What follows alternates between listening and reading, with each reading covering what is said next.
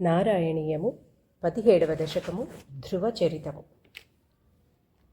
उत्तानपादनृपतेर्मनुनन्दनस्य जाया बभूव सुरुचिर्नितरामभीष्टा अन्यासु नीतिरिति भर्तुरनादृता सा त्वामेव नित्यमगतिः शरणं गताभूत्. अङ्के पितुः सुरुचिपुत्रकमुत्तमं तं दृष्ट्वा ध्रुवः किल सुनीतिसुतोऽधिरोक्ष्यन् आचिक्षिपे किल शिशुः सुतरां सुरुच्या दुःसन्त्यजा खलु भवद्विमुखैरसूया.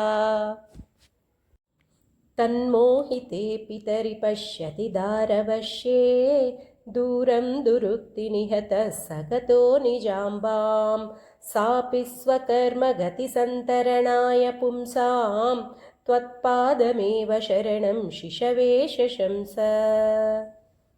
आकर्ण्यसोऽपि भवदर्चननिश्चितात्मा मानी निरेत्य नगरात् किल पञ्चवर्षः सन्दृष्टनारदनिवेदितमन्त्रमार्गः त्वामारराध तपसा मधुकाननान्ते.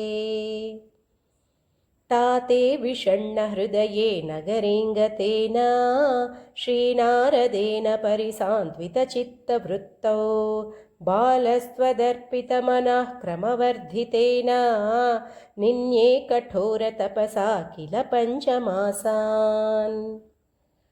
तावत्तपोबलनिरुच्छ्वसिते दिगन्ते देवार्थितस्त्वमुदयत्करुणार्द्रचेताः त्वद्रूपछिद्रसनिलीनमतेः पुरस्तात् आविर्बभूविथ विभो गरुडाधिरूढः.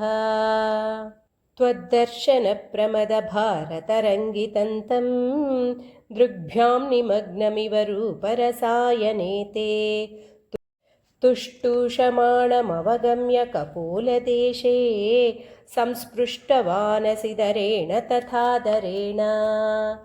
तावद्विबोधविमलं प्रणुवन्तमेनम् आभाषथास्त्वमवगम्य तदीयभावं राज्यं चिरं समनुभूय भजस्व भूयः सर्वोत्तरं ध्रुवपदं विनिवृत्तिहीनम्.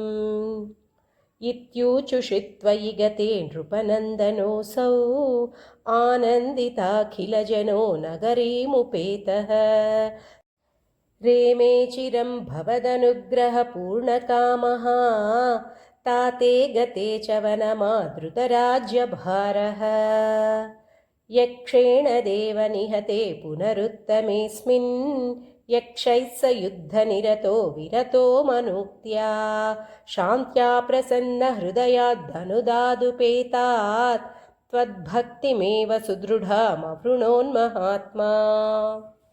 अन्ते भवत्पुरुषनीतविमानयातो मात्रा समं ध्रुवपदे मुदितोऽयमास्ते. एवं स्वभृत्य जनपालनलोलधिस्त्वं వాతాలయాధిపనిరుంధి మమామయోగాన్. ధ్రువచరితము అను 17వ దశకం సమాప్తం. హరే శ్రీనివాస.